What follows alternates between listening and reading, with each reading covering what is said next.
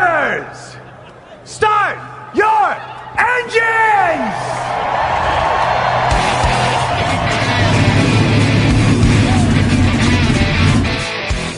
Hit the pace car! What for? Because you hit every other damn thing out there, I want you to be perfect! When I'm driving, I got a guy on the radio who talks to me. It's him, but he talks to me. Well, I wanna be a race car driver, pretty girls eating from my hand, yeah. Wanna live a life of fun and danger, no sweating working for the man, alright. Hey, race fans, welcome to the Hoobazoo Radio Network and welcome to the Drafting the Show program. My name is Frank Santoroski. I'll be your host for the next hour as we talk about this week in racing, preview next week. Joining me in the studio, I have Luis Torres and Richard Youden. As always, fellas, how we doing? Doing good, thank you. Doing good. Pretty mild-mannered, just ready for Texas. Mild-mannered and ready for Texas, yes. Texas coming up for Indycars. Formula One season's about to start. NASCAR is headed to Atlanta, reconfigured Atlanta. So we've got a big weekend of racing ahead, and we'll preview all that. First off, I want to take a moment and mention our sponsors. Dan Blay Racing Art. Do you need a custom diecast of an Indycar that's not made? Dan Blay's your guy. Both Dan and his son do amazing work. You'll find them on Facebook. Just look up Dan Blay, B-L-E-Y, Racing Art. We're welcoming a new sponsor as well, which is The Legend of the First Super Speedway, which is a fantastic book by Mark Dill. If you recall, we had Mark on our program last year. Fascinating guy.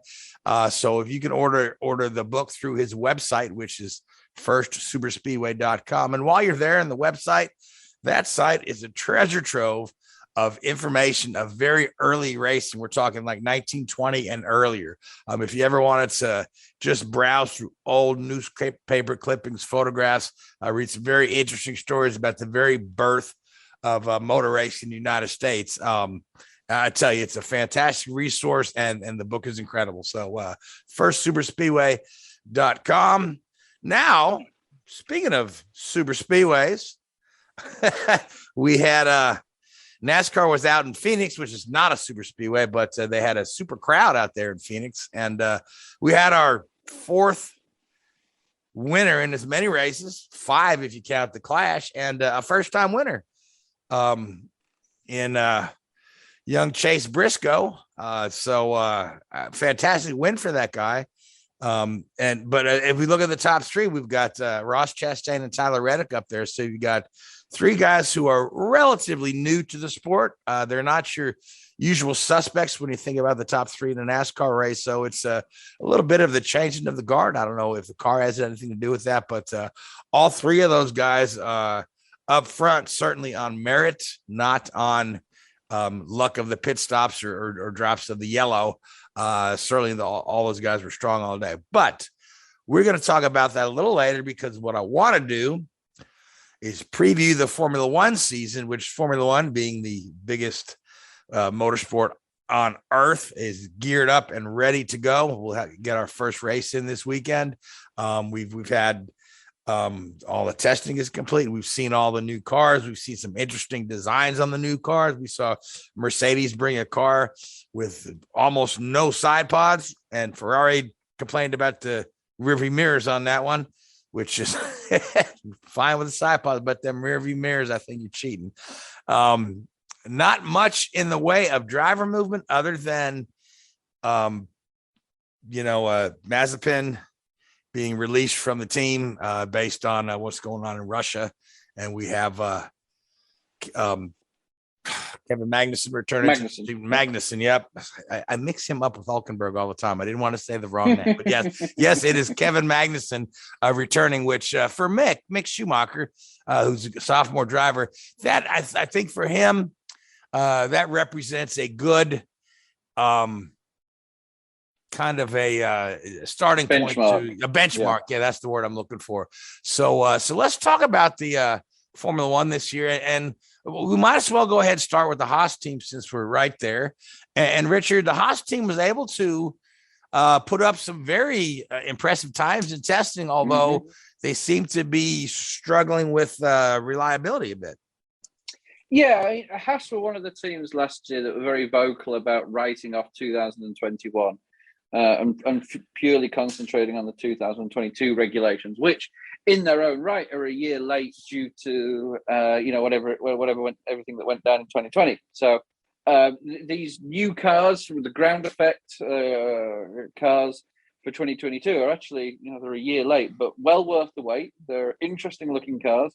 And it's going to be interesting to see the quality of the racing, and if they've achieved the aim of allowing cars to run closer to each other. But yeah, Haas were one of these teams that wrote 2021 off, gave the two rookie drivers ahead last year just mileage experience, so that we don't care if you don't score any points, blah blah blah. Go out there and do what you can. And on the whole, they did a reasonably good job, I think. Mazepin had his issues with spinning, and especially the first half of the year, he looked more like the Russian ballet than a Russian Formula One driver. But it was actually, I did read an interesting article today that actually it was Mick Schumacher that had the highest repair bill at just over €4 million. So yeah, but yes, Mazepin is no more. For whatever you want to make of that, and K-Mag has returned, which I think is a good move for the team. As we mentioned, it's a good benchmark for them. And if you look at their car, it's obviously one of the cars that had the most work done to it in terms of development time. There's a couple of really interesting and really well refined aero parts in the bodywork, and they will potentially move up a little bit in the grid. I think. I don't think they'll be right at the very back as we've seen for pretty much all of 2021. I think they will progress, and they will be hitting a little bit higher next year. And they've also got the far closer working relationship with Ferrari. One of the new things and tightened regulations coming in at the budget caps, and one of the ways that Ferrari have got around the budget cap is to move a number of their engineers from the Ferrari project to the Haas project, which obviously benefits Haas because it gives them better engineer, or access to not better engineers but better resources, shall we say, and also prevents Ferrari from having to lay off staff. And if somebody does want to leave Ferrari directly, then they've hopefully got a ready-made replacement, if you like. So yeah, lots of little things, interesting things going on there within that dynamic, and it'll be interesting to see how Haas do going into the start of the season. Some people are saying they're going to be challenging for Q3, at least at Bahrain in the first week. But I don't think they may be challenging for Q2, but I don't think they'll be challenging for Q3. I think that they're very impressive, as you quite rightly said, Frank. Lap times that they put in were often late at night because they had a delay with everything else that's going on within that team. Their cars were actually delayed in Istanbul, I think it was, on the way over to Bahrain. So they were allowed an extra couple of hours each evening to sort of catch up that time. So they were running, 2 hours later than everybody else in far cooler conditions, which is obviously optimum for improved lap time. So yeah, and at the end of the day, I had read a little speculation that it kind of helps them. They were probably running a very light fuel load as well when they set those times. But it's good press for them because there's still some concerns about financial shortfall due to the fact that they lost their primary sponsor. Now, of course, Gene Haas has admittedly has a lot of money in the bank, but as well as I do, to go racing, it's always better to use somebody else's money. But Gene has kind of made it clear that they're not going to cut corners, and it's it's going to cost them a little. But I'm sure they would like to attract some sort of sponsor partner in there to kind of make up that difference. So setting some good solid times at the end of practice going into the season is certainly looks really good on paper. Now what they do in the race is really the proof is in the pudding there. So we'll see. So I think they'll do. I think we've got the top three pretty well down in the usual suspects, if you like, the Red Bull, the Ferrari, and Mercedes. Outside of that, I think it's a lottery, to tell you the truth. Personally, I think it's very difficult to pick the, you'd probably want to say that McLaren would be, up there, maybe that fourth team, and some of the other teams. But, it's really a lottery, I think, from that sort of 7th place down to 20th place on the grid, which is which makes it interesting and exciting.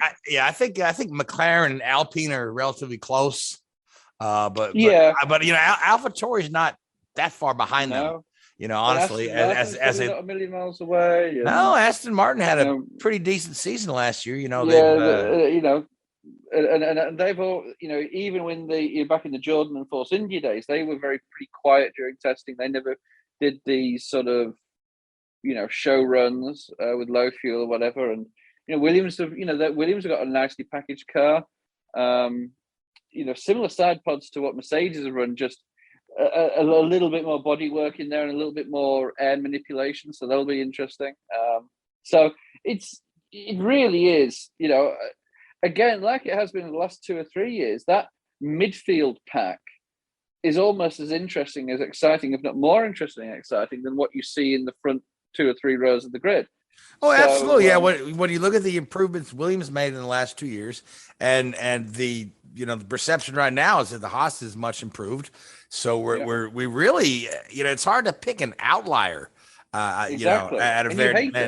And then of course now you've got Alfa Romeo now they've got Valtteri Bottas there, so they got a very very experienced guy behind the wheel with the feedback there. But of course that plays into our next topic, which is what's the dynamic at Mercedes going to be with the rising star George Russell against the season champion Lewis Hamilton. From all accounts, I imagine they're getting on well. I hadn't heard of anything, but I don't think George is going to be the kind of guy he's not gonna be your Rubens Barrichello. You know what I mean? No, he's not your puppy. Your puppy to your sheep herder, is he? He's going to be the guy that's going to go out there and. He's going to want to make a name for himself. Naturally, he wants to prove to Toto and the rest of the Mercedes hierarchy that when Lewis does call a time on his career, George is going to be the guy to lead that team, through the next 10 years or so. And I think he's certainly there was no, unfortunately, you look at when Pierre Gasly went to Red Bull, and in his first off season he stuck it in the wall a couple of times and damaged brand new parts and cost the team a lot of development time. George has done nothing like that. So I do believe he'll do well. Will he? I think he'll be closer to Hamilton than Bottas will, partly because of that. What I mentioned there. Bottas was never the successor to Hamilton. Bottas was a number 2. Now Russell is the successor to Hamilton. And to a certain extent, Mercedes don't care if Russell beats Hamilton or not. Because Russell's the future, Hamilton's the present. And you want one of them to win the championship. But if you upset Hamilton this year, okay. Yeah, I know. Yeah, he's gone. He's out on his way out anyway. But here's the scary thing, though. Here's the scary thing. And we saw this last year, right? When Hamilton is pushed, like he was by Verstappen, he gets better. Yeah. You know what I mean? Oh, yeah. So this is the dynamic I'm looking to see, that if Hamilton is getting pushed not only by Verstappen, who certainly will be right in the title mix again this year, but also by his own teammate. You know what? I hate it for the rest of the guys to see, because we've seen, when we think Lewis has done all he can, he raises it another level. Yeah. And it's, you're 100% right there, Frank. We talked about it last year, didn't we? When, the level and the way that Hamilton and Verstappen were outperforming their teammates, who, both Perez and Bottas on any given Sunday could have, at the start of the season or in previous seasons, could certainly have, given, the respective teammates a half decent race. For the second half of the season, they were nowhere, neither of them. compared to Max and Lewis. And yeah, it was like two, it was like the sort of, Mike Tyson fights in the prime. You had these two heavyweight boxers just slugging it out, throwing punches at each other, and they'd take the punch and then come back and they hit harder. And I still think, and unfortunately what happened in Abu Dhabi did sort of tarnish it a little bit. And if that hadn't happened, I think it would, without any hesitation, gone down as probably the one of the greatest seasons in Formula One history. And who knows? It could happen. The same thing could happen again this year. I just hope that. Well, there now you do have. Did they not put a new rule in place that I just have read about? They've pampered to Mercedes' whims, and Toto's got his way now. And basically, the FIA have basically admitted with the new rules that Hamilton should have won the championship.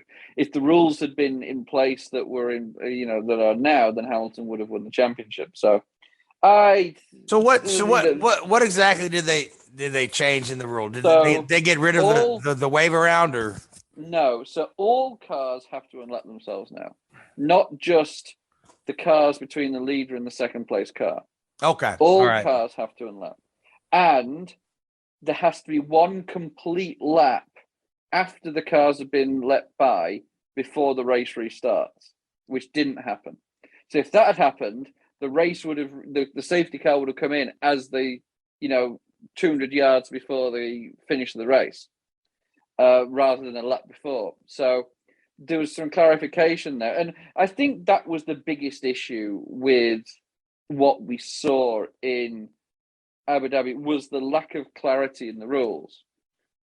Michael Massey certainly, I've got to be careful what I say, the words I choose here, engineered the situation. Well, I mean, he one driver or another. He doesn't work in Formula anymore, so say what you want. Well, he does. He's still employed by the FIA. He just doesn't have that job. No, and he did the best of what he thought at the time was right in the sort of circumstances. And I hope that what happened will lead to better stewarding. I thought there was instances throughout the race, going back. I mean, we don't want to, let dead dogs die, lay as it were. But we went, through turn 5 or 6, that chicane on the backside where Hamilton clearly went off the track and held his position. How he was allowed to hold that position and didn't have to let Verstappen back through, I'll never know. So hopefully we do get more independent,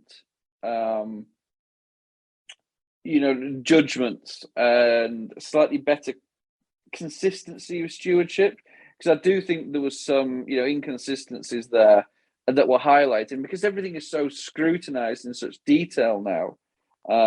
Also the way the teams communicated with Massey, I thought the behavior of both Toto, especially Toto, I must admit, I don't want to call him out, but the way that Toto Wolff talked to Michael Massey during that race was completely unacceptable.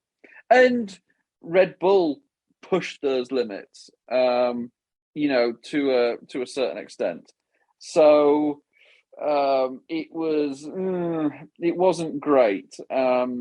So hopefully, it was all a little bit smelly at the end of the year, but hopefully a line has been drawn in the sand and things will improve, but they will certainly be very, very, very, very closely monitored.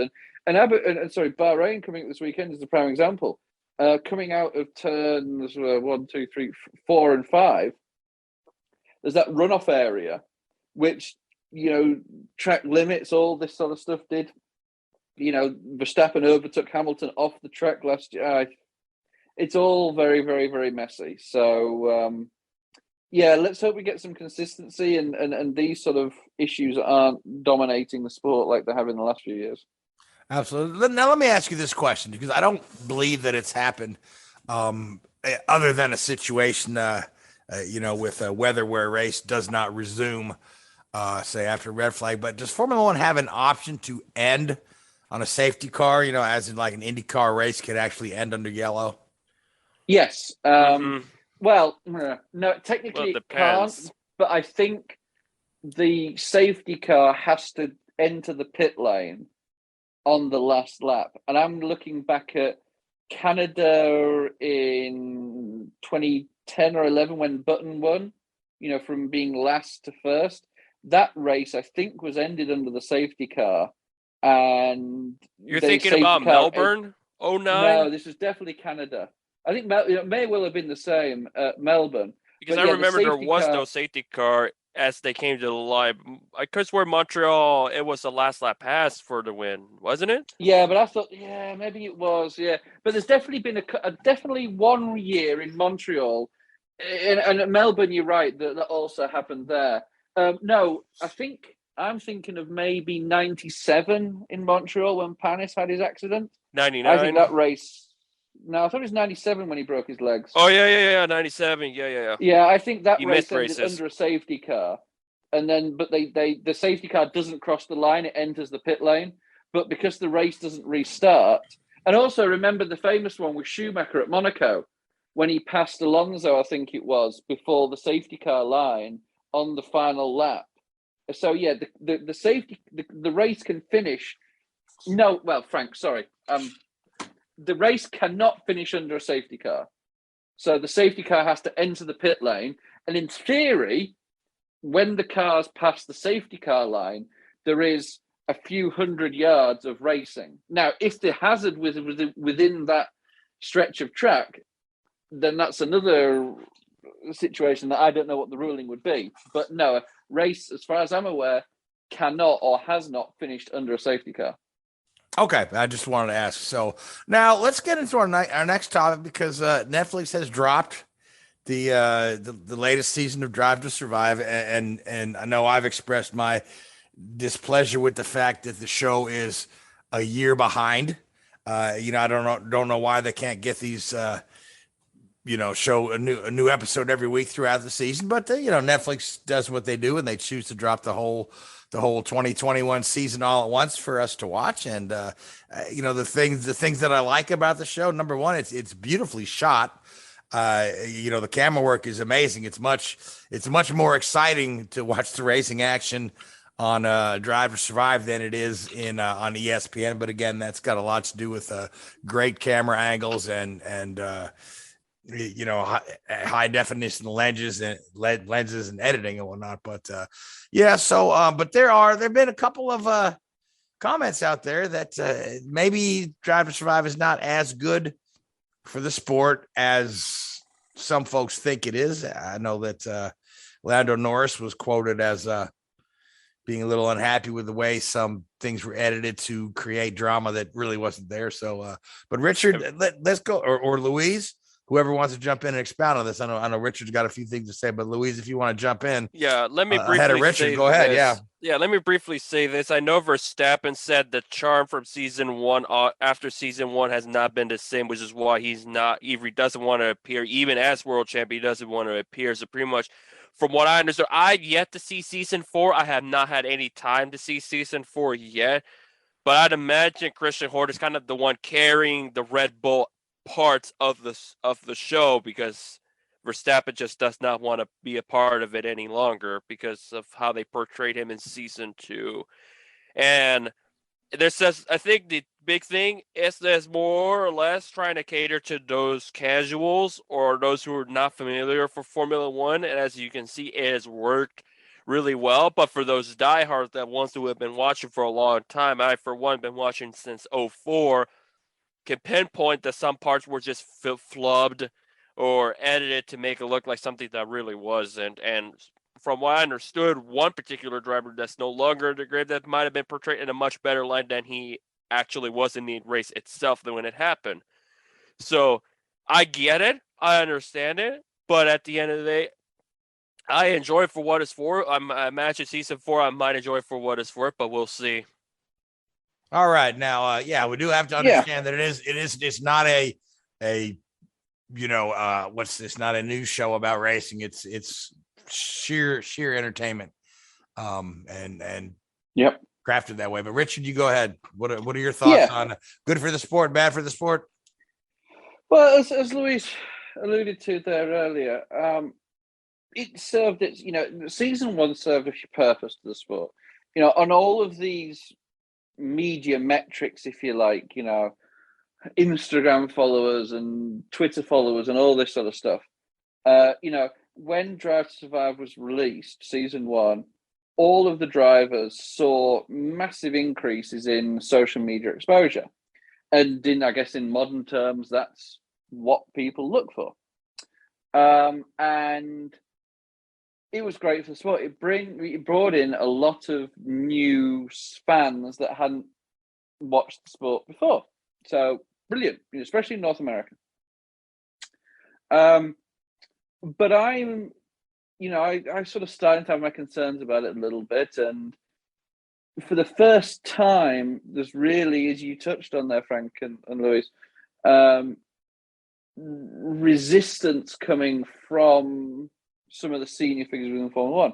I think Luca de Montezemolo, who's quite, is obviously heavily involved in the management and the running of the sport now, said, we're happy with what Netflix are doing, but it's got to bring value to the sport and it's got to improve, what we're trying to present as an image.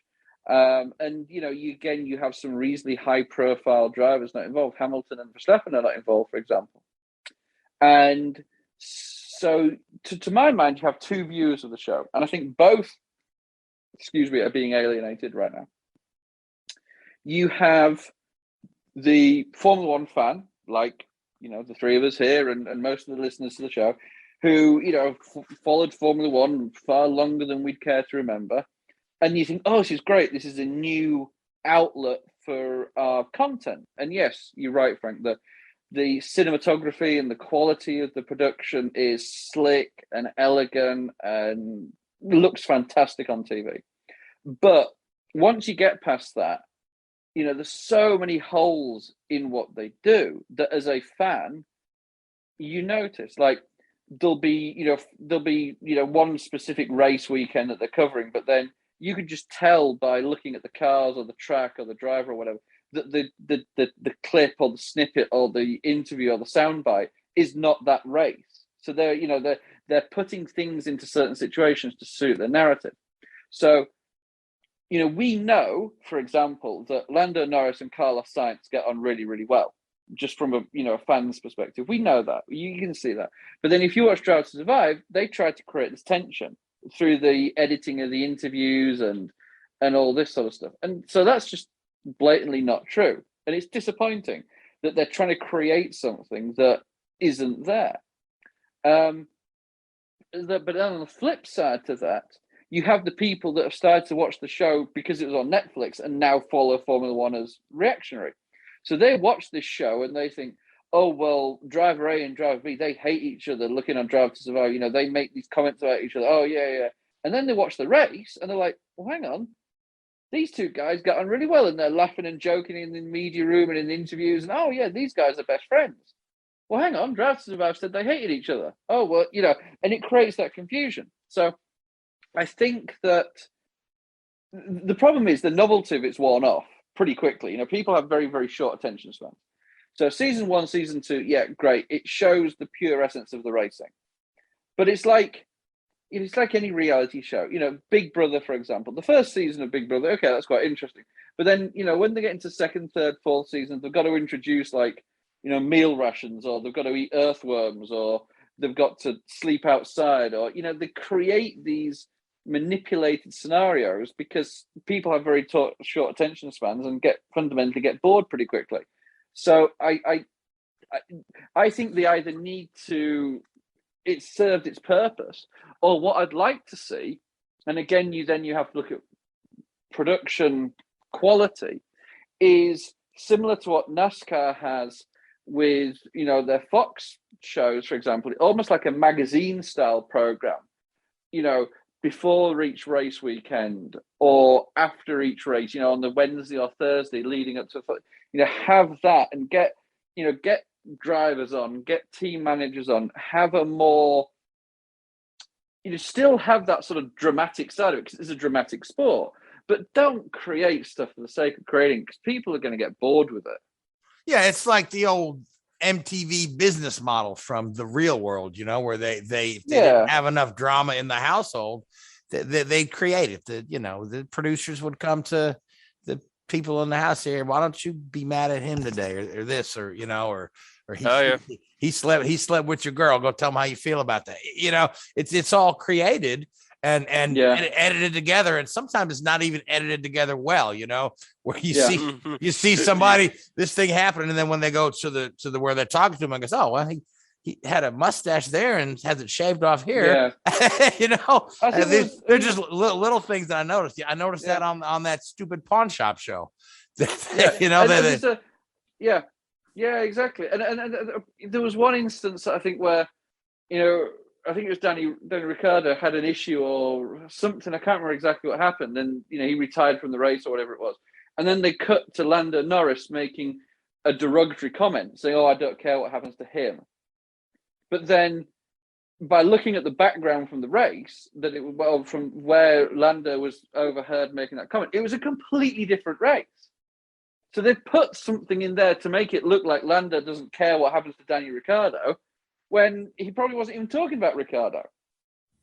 Which is probably why Lando was in the news saying they didn't really like the way it was edited. And it was funny because McLaren put out a little, Lando and Danny watching Drive to Survive, and you could see them like, this is just a lot of crap, And Danny's, I forgive you for that one, Lando, but they know the truth, they're not stupid.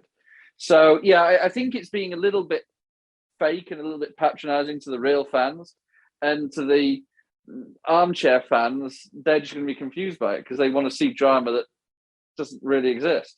Yeah, but the whole interesting thing for me is that how successful Netflix has been at pushing their own shows that they've produced, and it's really clever the way they do it. If you get on Netflix, when it says this is what's trending today, or this is number 2 in TV, and this is number 1 in movies, and all the ones at the top are Netflix produced movies and television shows, so that they put all their own stuff right up there at the top, which has driven a lot of folks who maybe would never have looked at Formula One otherwise, but when Netflix tells you, oh, this is number 2 in television today, maybe I'll check that out, Yeah. So it has been good for the sport, but it's got to be careful because it's reaching that sort of apex of its longevity, and like, where does it go now? What's the next step? I do worry about it because sport is sport. Sport creates its own drama. Naturally, just by the way, any sport, football and basketball, baseball, hockey, whatever, they are naturally dramatic due to the nature of what they are. The one thing you can't do is create fake drama around it, because then it's misleading to everybody. And in all fairness, it's doing sport a disservice. And I think the number of people within the senior echelons of Formula One will be looking at season 5 pretty closely. And if that still tries to create this narrative of a rivalry between drivers that doesn't exist, or a false narrative, should we say, then they're going to be asking some very, very hard questions of Netflix. And I think they may push it to the side, or make Netflix change their model. I don't know what the contract length is with Netflix. I don't know how much further they're going to go, but they need to get the drivers on board with it. I think when you don't have the 2 best drivers in the sport partaking in it, then you've got a that tells you everything you need to know. Absolutely. Yep. So, all right. So before we move on away from Formula One, let's go ahead and make some picks, because we have a Grand Prix this weekend to watch. And Richard, who do you, it's always tough to pick because we don't know who's been sandbagging and testing, and we don't know who's been what, but obviously the usual suspects, but what do you think? Who do you think we're going to see taking that checkered flag there in Bahrain? Oh, let's go with Carlos Sainz. Okay, that's bold right out of the box. Louise, go big or go home. Yeah, that was gonna be my pick. So let's go with George. Okay, and I'm gonna play it safe, and I'm gonna go with Verstappen. So he picks up where he left off last year, defending his title. So that being said, we talked a little bit about track limits. So that's kind of a good segue to go to Phoenix, the NASCAR race where it appeared there were no track limits. Drive on anything that's flat. I mean, they're getting 6 and 7 wide there, just making the track wider than it needs to be. So Phoenix, they kind of reconfigured. They really didn't reconfigure the track, but they moved the grandstands, and the start finish line is no longer on the straightaway. It's in the middle of turn 2, which I find to be quite interesting, and actually I like it. But at the end of the day, like we talked about it was young Chase Briscoe with old man hairline. Winning the race. I guess I had People in glass houses, Frank. I got this. I have this bald spot in the back of my head that I can only see in the mirror. So, but anyway, yeah, I guess I'd never seen him come right out of the car and pull his balaclava off, and I'm like, oh my gosh. But anyway, great job to him and that team. So Louise, I know you watched the race. I thought it was quite good. I thought it was a lot of good close racing. I thought that the cars were particularly suited well for Phoenix. I like the way they got around. I like the way they spread out and used all of the apron. What were your thoughts? I thought obviously you have some standards because the Daytona 500 was really good and relatively clean compared to the crash fests we're used to. Yeah, there was some of the variant, but not that chaotic where it wipes out 3/4 of the field at some point. And then you had two other solid races. But this one, we got honestly a true telling how it does more on a long run, but also on a track to see how things play out. The thing is, some cars were able to get by, but most of them, especially towards the out front, you can catch them, but you couldn't really get by. You couldn't fully catch them. Like, I know Harvick was on the cusp of getting towards the front, but never really got there after a while.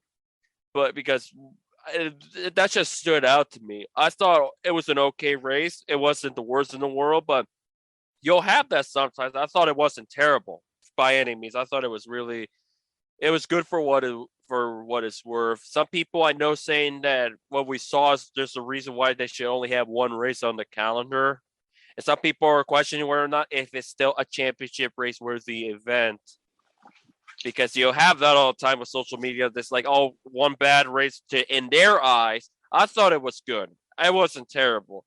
You got competitive race drivers. You have guys that fought for the win that we haven't really seen yet. Yeah, Tyler, like Ross Chastain, another strong run for him. He finished second, bring Trackhouse Racing his third straight top 5 of this season, 3 out of 4.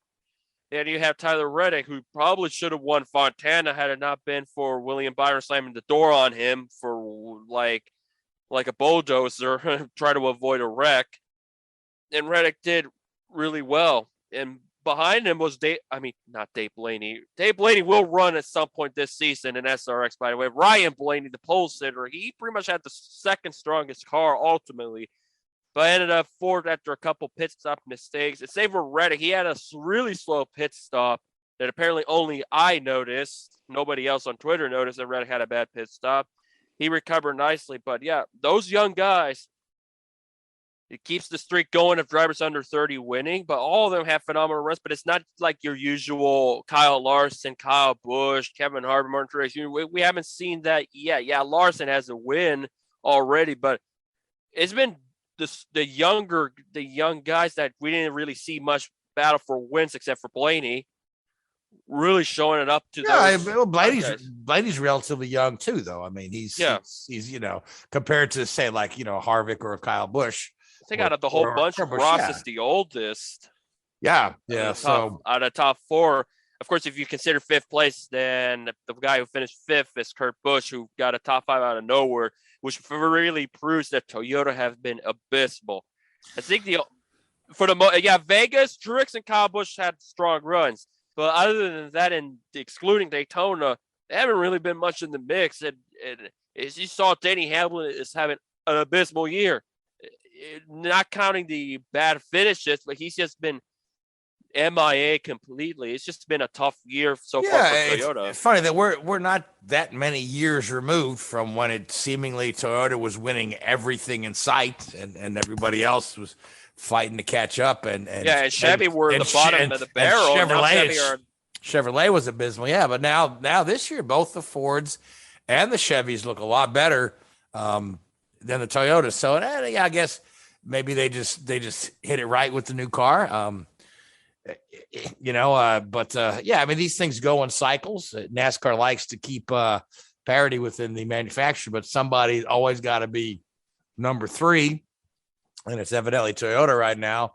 Much to the chagrin of guys like the Gibbs guys who we're used to seeing, winning races left and right, and then of course 23XI who's looking to kind of really make a name for themselves. So it's just interesting to see what bone NASCAR will throw to Toyota, if anything. Because there's not a lot of difference in the cars. It's pretty much everyone's got a very similar car. So And the thing about with Briscoe winning is Stewart-Haas Racing's first win since Loudon in July with Eric Almirola. As obviously everybody knows, that was the only time Stewart-Haas visited victory with Almirola. Not just from Loudon, but also the dual race. And for SHR to get a pretty good start to the year with Briscoe winning, that is a much ideal scenario, because I know Haas F1, we've talked about in depth enough of how they're far behind the curve. This year, SHR seems like they're getting it together, but the question is, can they carry the ball going forward? Briscoe finished, third in the 500, and got the win. Almirola, until this week, has been racking up top 10s. Harvick has still been the weakest link, and Cole Custer is Cole Custer. Yeah, but Harvick was solidly in the mix at Phoenix. Again, this is a track we expect Harvick to win at left and right, and he has. He just hasn't won since 2018, but he's still been a minute. Top 10s. Now he owns sole possession. I know Harvick doesn't care about it, and right now, or probably ever, he now holds a record for most consecutive top 10s at one track with 18. That's pretty much almost a decade-long run for him, because the previous record was Richard Petty and Dale Earnhardt with 17, both of them taking place at North Wilkesboro. Right, yeah, which is again a stat, like you said, Harvick probably doesn't care much about, because he'd rather be counting wins than top 10s. And I'm sure his kids winning more races than he is now. I think you can say the same thing about Kyle Busch too. Yeah. So the next generation, but I think Harvick's far from out of it. But he is on the, the downside of a great career. So it's again, when you see we saw the same thing in IndyCar over the last couple of years. It's the wins from the over 40 guys are fewer and far between, and these young guys Dixon, are really making their name. He only won one race last year, and that was at the track we're coming up right now at Texas. Speaking of which, that's a good segue to start talking about Texas. But let's go ahead and make some picks for Atlanta. And Atlanta's going to be a bit of a crapshoot with the new configuration of the track. This is one they resisted repaving Atlanta for a decade, because they kind of liked the nice weathered in surface, but now we're going to have a pretty slick track, and there's a possibility it might rain on Friday. So if it's a wash from the last time I checked, then it's going to make things more interesting. Yeah, because you'll have not only a freshly paved track, but a very green track as well. So who do you like for Atlanta? If we're going to treat it as a super speedway race, you got to look at the Fords. And I feel like even with the reconfigured surface, I think it's going to benefit Ryan Blaney. That said, this is a Tyler Reddick maiden win. I'm going with them. Ford are going to dominate, but I think Reddick's going to be the one pulling it off. All right. And Richard, what do you think about Atlanta? Larson, yeah, it's a pretty safe pick. Any track on the schedule. Any dirt track. I just think that any dirt track in the country. Yeah, well, I just think that a new track, and with the engineering resources that Hendrick have been investing over the last 5 or so years, the simulation and the modeling is really starting to bear fruit for them. And I just think that, I would go as far as say any of the Hendrick drivers. I think they'll be very, very strong purely for that reason. And I think Atlanta have pulled a pretty smart move here, waiting for the next gen car before they resurface. So if the racing is terrible, they can blame the next gen car rather than the track. Well, certainly, yeah. So, but I tend to agree with you that the Hendricks cars are probably the top of the food chain right now. So I like either maybe Bowman or maybe Chase Elliott. I don't know. Chase Elliott seemed to have been down, but not quite out lately. But I think Bowman wins and then finds another T-shirt to sell when somebody says the wrong thing to him. So, but anyway, so let's talk about Texas. The IndyCars returning to Texas. They've been trying to do some work, come up with solutions for the traction problems. I guess they had I guess it was about 2 years ago. They had the issues with the PJ1 still on the track. They couldn't get it all off. They haven't put that back on the track, but I believe the track surface is still not perfectly suited for Indy cars like it once was years ago. We had several cars tested Texas, and the test times were up there. No major issues. But Louise, what kind of race do you think we're going to see in Texas? Are you feeling like it's going to be a follow the leader kind of situation like we've seen the last couple of years there? I'm hoping that's not the case. I've heard they have options open or trying to make that top group workable. I think there's something that was quoted by Willpower or somebody else saying that if you have the cars run the top line, put some tire grip up in the high group where all the gunk is there, it may help, or where there might be a session where they may have them run the top, see if it works to lay down some rubber. But there's also option they may add some chemicals to get rid of it. But I'm not sure what they've ultimately gone with or if they're going to go with it. Because this is kind of like a big mystery race for as far as the future of Texas Motor Speedway for IndyCar. Because there's been rumblings this might be it if it doesn't produce a good race. Albeit the second race last year, we saw some strategy. We saw some battles like we had like Dixon, Ray Hall, Newgard, and Pato. Whereas race one, it was just Dixon smoking the field, albeit the margin of victory was much smaller than I remember with McLaughlin finishing second. But still, I'm hoping this day race, because I'm still acclimated being a night race to begin with. Because it's like night race, we saw one for what it's worth, but I'm hoping with the day race, there's some good racing. But I feel like it's going to be, unfortunately, that unless they do something with the PJ1 where they have guys run to the top or add some chemicals to get rid of it. Or, aside from that, I think it's going to be a strategy game if it's a long green run, if it ends up being follow the leader. But this race is going to have to deliver a really strong race. Because if they don't, then it's just going to add more fuel to the fire that this might be it for Texas as far as IndyCar concerned. And I, for one, you gotta have certain unique oval races. Sometimes you're not gonna have bar burns for what it's worth, but you gotta have some good blend of oval racing. And I think Texas is not bad until the package of the cars were terrible that they had to add all the gunk on there. Yeah, I mean Texas has produced some really great races. And look at 2016. Yeah, I know. To now. Yeah, exactly. Yeah. So, and what we're getting now is it's not really enticing a crowd to go. It's the crowds are getting smaller. But at the same time, I'd hate to see it come off the schedule because number one, IndyCar schedule is so light on ovals to begin with. Also, you got to consider like the oval kit as well. Aside from Indianapolis, Texas, the only time you see the Speedway kit. Right. Yeah. Yeah, because the other ovals we're racing on are Gateway, which is intermediate to small, and of course Iowa, which is a bull ring. So, yeah, and when you look at the cars, they might as well look like road course kits, but they're oval kits, but in a different way. when it comes to the rear wing, that's how I described the Right. Yeah. It was a short oval. Yeah. It's the short oval kit, which is, it's closer to the road course than the Speedway for sure. But I'm not really optimistic as to what kind of race we're going to see. I hope that we see a good race. I hope they can find some traction, and I hope they can run that top line. They've talked about having a session where they put some cones on the track there and have the guys just run above the cones just to get rubber into the track. I'd be curious how that's going to work as far as for banking is concerned.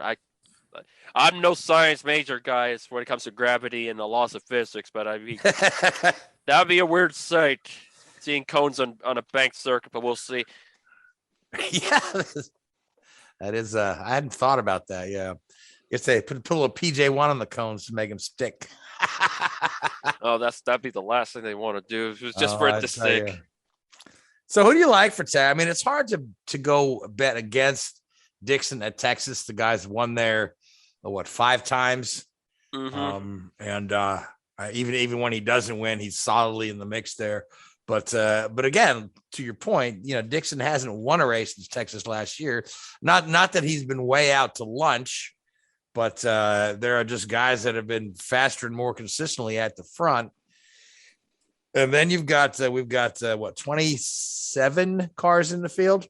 Yeah, 27, because I say St. Pete was 26. You have all those cars there with the addition of Ed Carpenter in the 33. You got Ed Carpenter in there for sure. Yeah, and then we'll have J.R. Hildebrand will be in the Foyt car. He's doing the ovals in the car that is normally driven by Tatiana Calderon.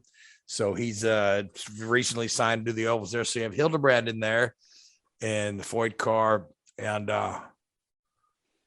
so it's Pata won last year, and and then the doubleheader, Dixon and Pata were the winners. I felt like the McLarens were a little bit out to lunch in the first race, but you can't compare St. Pete to a Texas. It's really hard to pick a winner here. You know what I mean? Yeah, especially with the gaps between races as well. It's really hard to tell who will stand out, really. But I mean, you can always lately, or since 2018 and after, you can always count on Will Power to be really strong on an oval. You can always count on Elio for sure to be strong on an oval.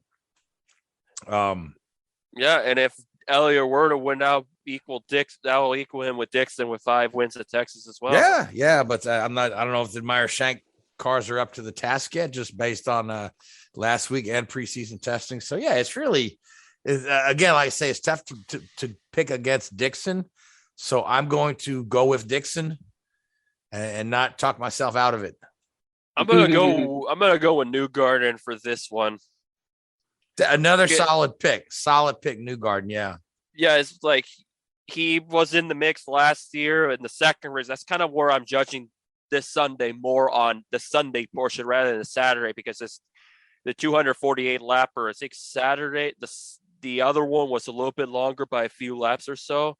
If I remember, it was a weird one as far as the number of laps, because it's just a few more laps on Saturday than Sunday or whatever. I might have mixed them up but either way, the best way to judge it is on the Sunday race from a year ago, where it was the daylight very early. I think the race is going to start before noon. I think I think the a TV coverage comes on at 12:30 Eastern, so that makes it 11:30 in Texas. Yeah, 11:45 or so I think is the green flag time. So but if things go smoothly, it'll be done before 2 or at around 2 o'clock. So it just depends how this race will go. Yeah, squeeze it in before all the basketball games. Yeah, because I think I want to believe it's one of the more earlier race starts of the year, if not probably the earliest behind Indy. Or before Indy. Well, because I think even Indy starts at noon, right? Yeah, I think if I remember, yeah. Because all the other ones are either like noon, 1 o'clock, or all that, depending on the time zone. Yeah, that's the interesting thing with the new TV contract, is because we're on NBC and not on NBC Sports or on something else, there's a lot of earlier start times, because usually NBC, you come about 3 o'clock, On Sunday, they pick up the PGA, switches from the Golf Channel over to NBC. So we've got all these earlier. Yeah, we've got all these earlier start times, which kind of almost if you think about it, kind of messes with the data the guys have from years past because the temperatures are going to be quite different. So yeah, they pick up as the race goes on rather than going down, except for Iowa and Gateway.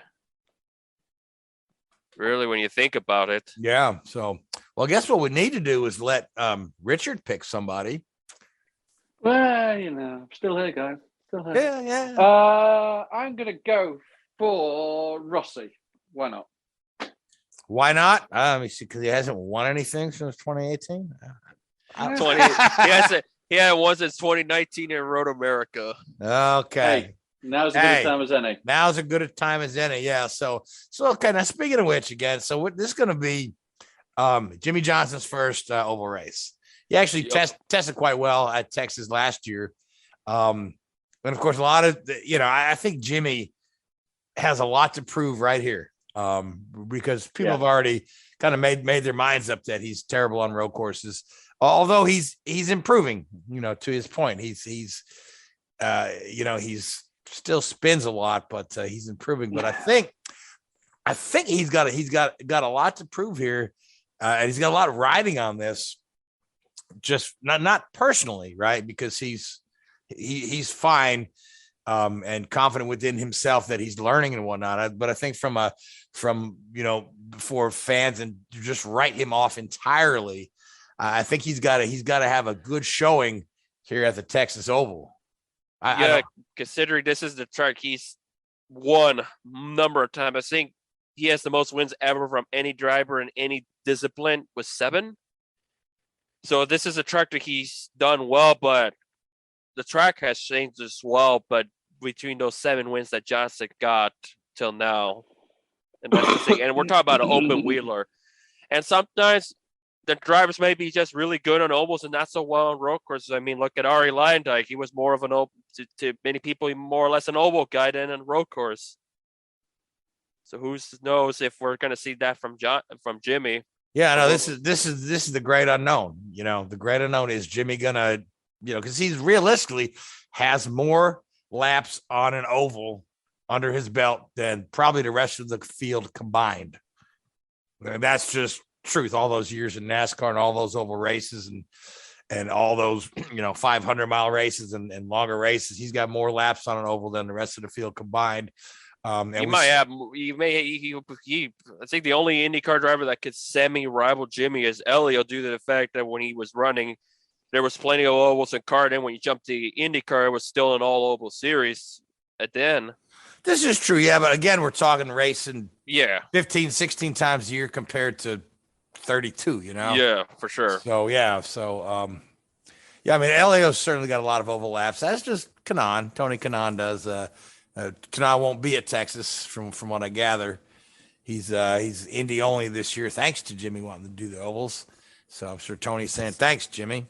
Yeah, and the curious thing is how those junior Formula graduates will do as well, like Lundgaard and who am I missing? Cal Lundgaard, yeah. Lundgaard is I'm curious to see how he'll do. Same with Kyle Kirkwood, because his career is interesting, and when it comes to road in the ovals, because obviously Indy Lights have no oval races, but when he was running the other divisions, you had Gateway and I think Iowa as well. So he has some, but not super speedway, because he didn't get the luxury to run on a super speedway in Indy Lights because they don't want to have the Freedom 100 no more.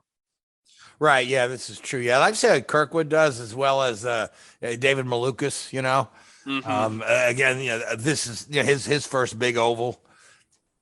It's certainly first big oval at these kind of speeds as well. So you got a lot of young guys out there. Got a lot. Then of course you've got Grosjean, his first big oval race. So that'll be interesting to watch. I think it's going to be a lot of fun, and it'll be over early. We can hit the golf course after the race. I don't know. I'll be probably writing content. You'll be at the race. Yes, and half paying attention to the Atlanta race, where I'm hoping it goes red flag free, but I doubt it. I doubt it. Get it done. Get it done. Well, speaking of getting it done, we're done. Our time is up. So again, I want to thank Dan Blay Racing Art. I want to thank FirstSuperspeedway.com. I want to thank the Hoobazoo Radio Network, iHeartRadio, Spreaker, Google Podcasts. And I want to thank you, Richard. I want to thank you, Louise. And I want to thank you folks that listen to us week in and week out. So we'll be back next week, tell you who wins all these races. Big weekend of racing. I'm excited about it. And we'll talk more about it next week. Till then, good night. Who?